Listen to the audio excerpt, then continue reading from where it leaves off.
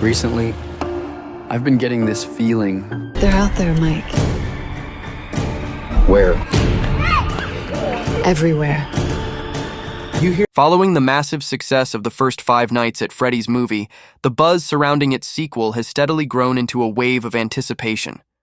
The original film left audiences with a mixture of nostalgia, fear, and curiosity, and now the continuation of the story with Five Nights at Freddy's 2 looks to amplify everything that made the first entry so popular while diving deeper into the dark mythology that has captivated fans of the video game franchise for years. With Blumhouse Productions returning to collaborate once again with Scott Cawthon, the creator of the original game series, the sequel is being treated with the same creative respect and eerie tone that elevated the first film from just another video game adaptation to a major box office success. From casting choices and plot hints to the setting and overall vibe, Five Nights at Freddy's 2 appears to be a far more ambitious and story-heavy experience.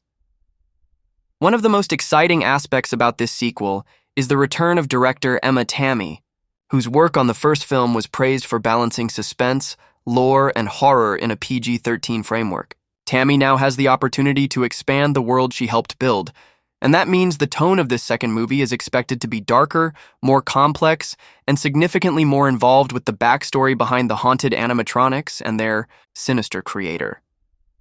Fans of the game know that the second installment in the series introduced more characters, a new timeline, and additional layers of mystery.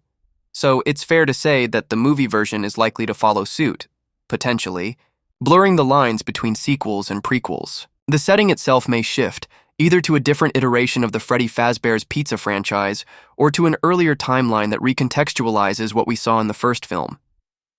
Josh Hutcherson returns as Mike Schmidt, the troubled security guard who survived the horrors of the first film and now finds himself drawn deeper into the mystery. His journey is far from over, and as we saw hints of trauma and emotional turmoil begin to surface in the first film, the sequel is likely to explore the psychological toll the events have taken on him. What makes Mike's story compelling is that he's more than just a passive character trying to escape danger. He's someone with a personal stake in the supernatural events occurring around him.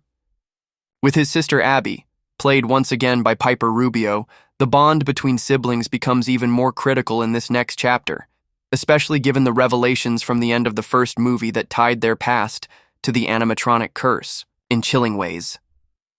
Elizabeth Lail also reprises her role as Vanessa, a character whose connection to William Afton and her own internal conflict gave the first film much of its emotional edge. Her arc is expected to become even more central in the sequel, especially if the story begins to unravel her origin and the psychological consequences of what happened in the first film. The layers of deception, guilt, and manipulation she endured at the hands of her father, William Afton, played with eerie charisma by Matthew Lillard, are only just beginning to reveal themselves. Lillard, now fully embodying the Afton legacy, will likely play an even more terrifying role in the sequel, whether that's through flashbacks, spiritual possession, or his possible return in some horrifying form remains to be seen.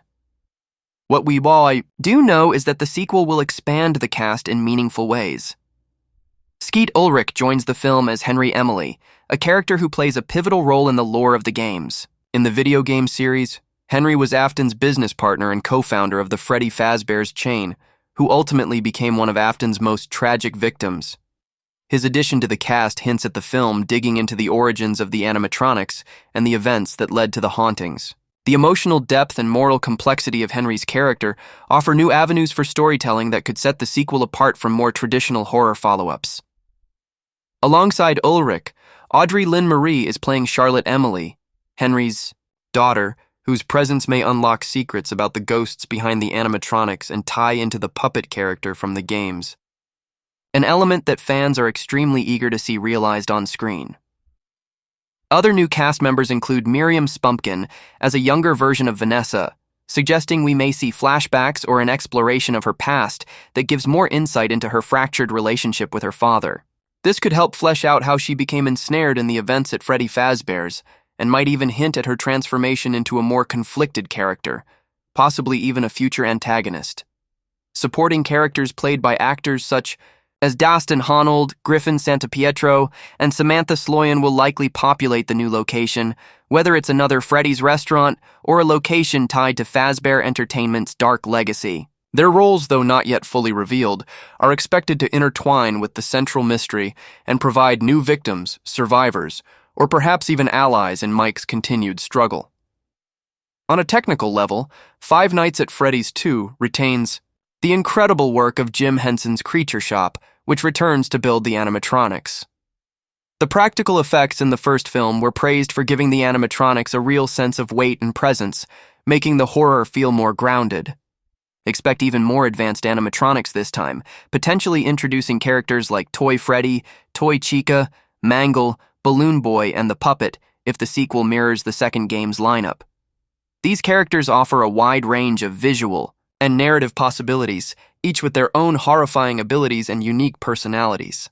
The Newton brothers return to score the film, promising more haunting melodies and tension-building sounds that elevate the fear factor without relying solely on jump scares. The atmosphere will likely remain grounded in psychological terror, but early feedback suggests this film could include more action-driven sequences, more dreamlike visuals, and maybe even more scenes that explore the dream and memory space like we briefly saw in the first film. With a December 5th, 2025, release date locked in, it's clear Blumhouse has high expectations for this sequel. The holiday slot puts the film in competition with some major releases, but also positions it as a perfect seasonal thriller for fans looking for something dark amidst the traditional holiday fare. The first movie earned nearly $300 million globally, setting records for a video game movie on a modest budget. This time around, with a stronger foundation and a more expansive story, expectations are high that it could surpass its predecessor both critically and commercially. What truly sets Five Nights at Freddy's 2 apart is its commitment to building a cinematic universe with care rather than rushing through fan service. The development of characters like Mike, Abby, Vanessa, and the inclusion of Henry Emily shows that this isn't just a Monster of the Week style sequel. It's a deeper dive into a world haunted not just by ghosts, but by guilt, loss, and the twisted legacy of a man who sought control through suffering. The lore is vast, and with Scott Cawthon still creatively involved, there's no doubt that every detail, from the name of a pizzeria to the stitching on a puppet, will carry hidden meaning for attentive fans. Whether you're in it for the scares, the lore, or just the thrill of seeing these animatronics come to life again, Five Nights at Freddy's 2 looks like it's going to deliver on all fronts. The mystery is about to get even darker, and survival won't come easy for anyone who dares to step back into the world of Freddy Fazbear.